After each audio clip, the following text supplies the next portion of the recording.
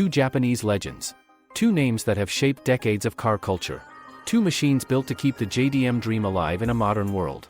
On one side, the Toyota Supra A90. A car carrying one of the most powerful legacies in automotive history. It's the return of a name that became untouchable in the 90s. It's more than a sports car, it's a symbol, a status, a statement. On the other, the Nissan Z. A pure, unapologetic, driver's machine that doesn't care about trends. It doesn't try to look futuristic just to impress. It's here for one thing, to deliver that raw, connected, mechanical thrill. Both stand on the shoulders of giants. The Supra's roots dig deep into the golden age of Japanese performance.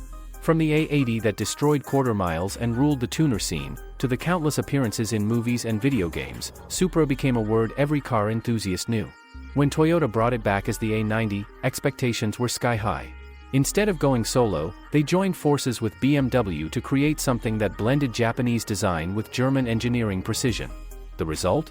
A 3.0-liter turbocharged straight-six pumping out 382 horsepower and 368 lb-ft of torque. Silky smooth at cruising speeds, but brutally quick when you step on it. The Nissan Z's heritage stretches back even further.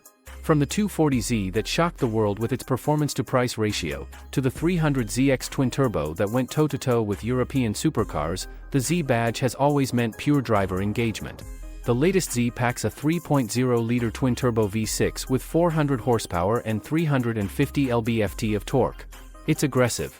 It's responsive. And it feels alive in your hands. The Supra is refined and polished, a superstar in a tailored suit.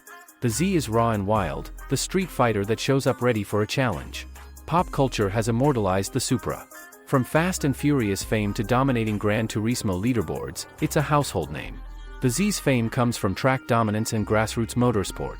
It's not about flashy cameos, it's about proving itself lap after lap.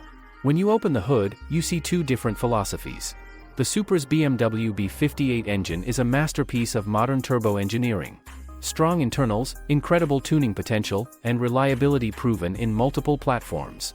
Tuners push them to 500, 600, even 800 horsepower without touching the core engine. It's smooth, predictable, and always ready to unleash power when you want it. The Nissan Z's VR30 DDTT is more aggressive in delivery. Those twin turbos spool fast, throwing torque at you in a wave. It's slightly rougher around the edges, but that's exactly what some drivers want, an engine that feels like it's pushing you into the seat every time you hit the gas. Stock for stock, the Supra clocks 0 to 100 km per hour in about 3.9 seconds. The Z sits at 4.3 seconds. Not a huge gap, but enough for the Supra to claim the paper victory. On the track, the Supra's adaptive suspension and near-perfect weight distribution make it incredibly composed in corners.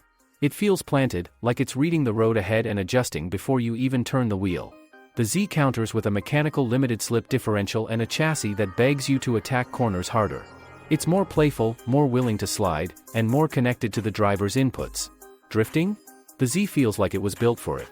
Precision time attack laps? The Supra has the edge. Inside, the Supra delivers a premium cockpit. Leather, high-quality switches, crisp displays, BMW's influence is everywhere. The seating is snug but comfortable, perfect for long drives and high-speed runs. Infotainment is sharp, responsive, and loaded with features. Noise insulation keeps the cabin quiet until you open it up, then the exhaust note fills the space with a deep, satisfying growl. The Z takes a different approach. Retro styling cues remind you of its heritage. 3 analog gauges on top of the dash, a simpler but functional infotainment system, and a cabin layout that puts every control exactly where a driver wants it. It's less plush than the Supra, but more focused. The Supra wins in everyday comfort.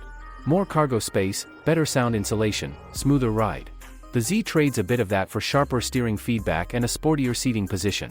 Price plays a big role in this battle. The Supra's higher starting price reflects its premium finish and the Toyota BMW collaboration. The Z undercuts it, offering more horsepower for less money. Both sip premium fuel at similar rates, so fuel economy isn't a deciding factor here. Maintenance is where the difference shows. The Supra benefits from BMW's parts network, but repairs can be costly if you're out of warranty. The Z uses Nissan's own components, with parts generally cheaper and easier to source in most markets. When it comes to personality, the Supra is the refined hero, sleek, modern, and confident. The Z is the rebel, loud, bold, and built for the purist who values connection over perfection. Now the big question, which will be worth more in 10 years? The Supra's name alone carries collector weight. Special editions, low-mileage examples, and rare colors will almost certainly appreciate. It's a global icon, and that status isn't going away.